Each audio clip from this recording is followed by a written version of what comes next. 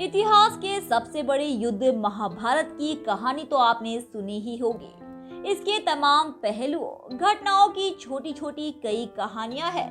पांडव और कौरवों के बीच धर्म और अधर्म को लेकर चले इस युद्ध का परिणाम काफी भयानक था। भले ही इस युद्ध में पांडव जीत गए थे, लेकिन युद्ध के बाद उनकी दुनिया बदल चुकी थी। धर्मराज युधिष्ठिर और सर्वश्रेष्ठ धनुर्धर अर्जुन सहित कई योद्धाओं ने इस युद्ध में छल कपट का सहारा लिया। 18 दिनों तक चलने वाले युद्ध महाभारत में हर दिन कुछ न कुछ विशेष घटित हुआ, जो लोगों के लिए आज भी शिक्षा, संदेश और उपदेश की तरह है। युधिष्ठिर सबसे बड़े पांडव थे। राजा पांडु और कुंती के पुत्र, और उन्हें धर्मराज कहा जाता था क्योंकि वे सत्य और धर्म के सच्चे अनुयायी थे। वे झूठ बोलने में कभी विश्वास नहीं करते थे। हालांकि कौरवों ने पांडवों को कभी पसंद नहीं किया था और हर बार उन्होंने उन्हें मारने या चढ़ाने के लिए कई गुप्त योजनाएं बनाई थी। हालांकि उन्होंने भी युधिष्ठिर पर विश्वास किया था। इसी विशेषता के कारण युधिष्ठिर को देवताओं ने भी सम्मान किया। ऐसा माना जाता था कि धर्मराज युधिष्ठिर पृथ्वी के बोझ नहीं है, इसलिए उनके द्वारा बोले गए एक झूठ तक उनके रथ ने कभी पृथ्वी को नहीं छुआ था। कुरुक्षेत्र के ऐतिहासिक मैदान में महान महाभारत चल रहा था। कौरवों की ओर से द्रोणाचार्य युद्ध का नेतृत्व कर रहे थे और उन्हें युद्ध और विभिन्न हथियारों की बड़ी समझ थी। वह कौरवों और पांडवों दोनों के धार्मिक गुरु भी थे। उन्हें पांडवों से अर्जुन पर बहुत स्नेह था।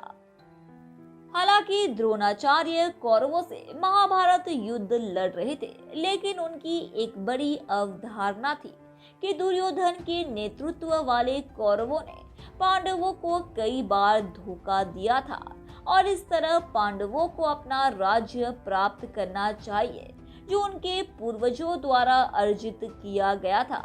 हालांकि पांडवों में कभी महान सेनानी थे, लेकिन अर्जुन के लिए भी द्रोणाचार्य को हराना असंभव था। इसलिए स्वयं द्रोणाचार्य ने अर्जुन को सुझाव दिया था और एक सुराग दिया था कि यदि उसके हाथ में शस्त्र हो तो उसे कोई नहीं मार सकता। पांडवों ने बाद में युधिष्ठिर के छोटे भाई भीम द्वारा अपने पुत्र अश्वत्थामा की हत्या का संदेश देने की योजना बनाई। योजना अच्छी तरह से तैयार की गई थी, लेकिन एक समस्या है, द्रोणाचार्य को संदेश कौन पहुंचा सकता है, क्योंकि कोई भी ये कहने पर विश्वास नहीं करेगा कि अश्वत्थामा मारा गया था।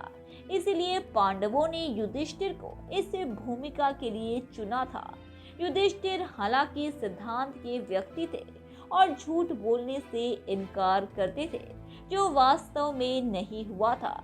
इसलिए इस वाक्य को सच करने के लिए अश्वत्थामा नाम की एक हाथी को भीम ने मार डाला और फिर युधिष्ठिर ने द्रोणाचार्य से कहा कि अश्वत्थामा को भीम ने मार डाला है।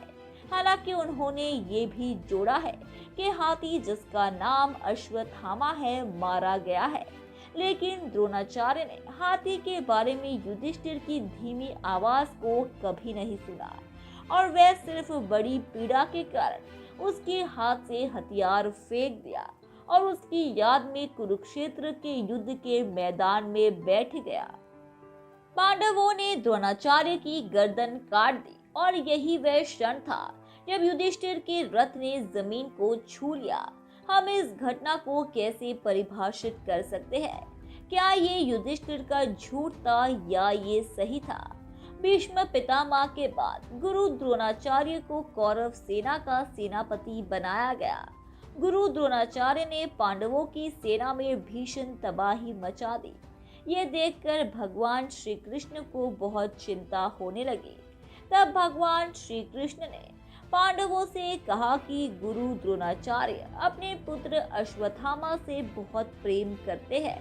अगर हम उन्हें ये यकीन दिला दें कि उनके पुत्र का वध हो चुका है, तो वे अपने अस्त्र त्याग देंगे उस अवस्था में उनका वध आसानी से किया जा सकता है। श्री कृष्ण ने भीम से कहा कि युद्ध भूमि में एक हाथी का नाम अश्वत्थामा है, तुम उसका वध कर दो और द्रोणाचार्य के सामने जाकर कहो कि अश्वत्थामा मारा गया। भीम ने ऐसा ही किया। भीम के मुख से अपने पुत्र की मौत की खबर सुनकर आचार्य द्रोण को विश्वास नहीं हुआ। तब उन्होंने युधिष्ठिर से इसके बारे में पूछा, क्योंकि वे जानते थे कि युधिष्ठिर कभी झूठ नहीं बोलेंगे। गुरु द्रोणाचार्य के पूछने पर युधिष्ठिर ने कहा कि अश्वत्थामा मारा गया और उसके बाद धीरे से बोला, किंतु हाथी। इसके पहले युधिष्ठिर का रथ पृथ्वी से 4 अंगुल ऊंचा रहता था, लेकिन उस दिन असत्य मुंह से निकलते ही उनका रथ जमीन से सट गया। जब महान महाभारत युद्ध समाप्त हो गया और सभी कौरवों को मारने के बाद पांडवों को राज्य मिल गया, तो युधिष्ठिर को सिंहासन मिला। उन्होंने कई वर्षों तक शासन किया और कई यज्ञ करने के लिए धार्मिक गतिविधियों की व्यवस्था की। अंत में राज्य पांडवों के बच्चों के बीच कई भागों में बांटा गया। धन्यवाद दोस्तों।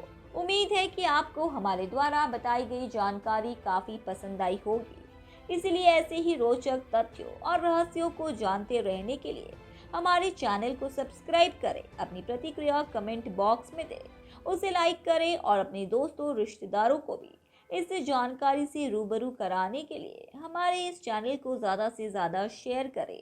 धन्यवाद।